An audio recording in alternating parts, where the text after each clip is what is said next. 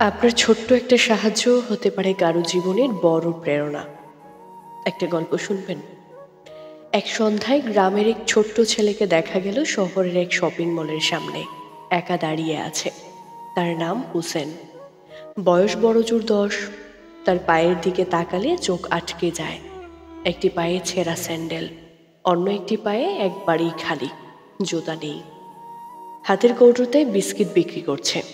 মানুষ আসে, কেউ কেউ কেনে, আবার কেউ কেউ তুচ্ছ তাচ্ছিল্য করে পাশ কাটিয়ে চলে যায়। কিন্তু হুসেনের চোখ একটা বড় দোকানের জানালার দিকে আটকে আছে। সেখানে ঝকঝকে নতুন জুতা সাজানো। একটা নীল ক্যাটস দেখে সে বারবার তাকাচ্ছে, যেন ওই জুতা জুড়োতেই তার পৃথিবী আটকে আছে। হঠাৎ একজন ভদ্রমহিলা এলেন তার সামনে। দেখতে সুশ্রী, পরনে ধূপ দুরন্ত জামা, হাতে দামি ব্যাগ। তিনি নিচু হয়ে জিজ্ঞেস করলেন, তুমি কবে থেকে এখানে দাঁড়িয়ে আছো? হুসেন নিচু গলায় বলল, সকাল থেকে।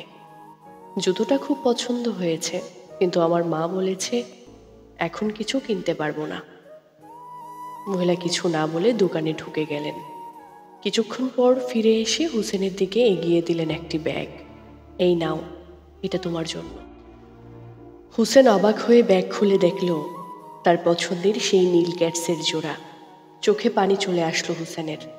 আপনি কে? মহিলা হেসে বললেন, আমি এক সময় ঠিক তোমার মতোই ছিলাম।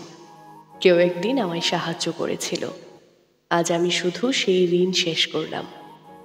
এটা বলেই তিনি চলে গেলেন, হারিয়ে গেলেন ভিড়ের মধ্যে। কেটে গেছে 18 বছর। একদিন সেই মহিলা হাসপাতালে শুয়ে আছেন। হার্টের অসুখ ধরা পড়েছে। চিকিৎসার খরচ অনেক বেশি। তার পরিবার চেষ্টা করলেও খরচ জোগাড় করতে হিমশিম খাচ্ছে। ঠিক সেই সময় হাসপাতালের কেবিনে এক যুবক ডাক্তার এলো।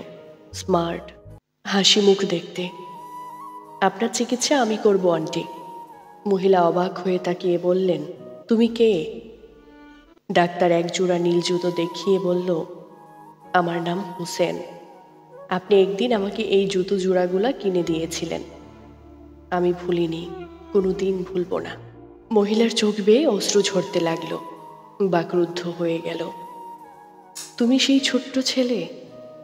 হুসেন মুস্কি হেসে বলল, আপনি বলেছিলেন একজন আপনাকে সাহায্য করেছিল। আজ আমি আপনাকে সাহায্য করেই সেই চক্রটা পূর্ণ করলাম। আপনি আমাকে শুধু জুতোই দেননি, স্বপ্ন দেখার সাহসটা দিয়েছিলেন। এই গল্প থেকে আমরা কি শিখতে পারলাম? ছোট্ট একটা সাহায্য হয়তো আপনার মনে থাকবে না, মনে থাকে না, কিন্তু কারো জীবনে সবচেয়ে বড় প্রেরণা হয়ে যেতে পারে।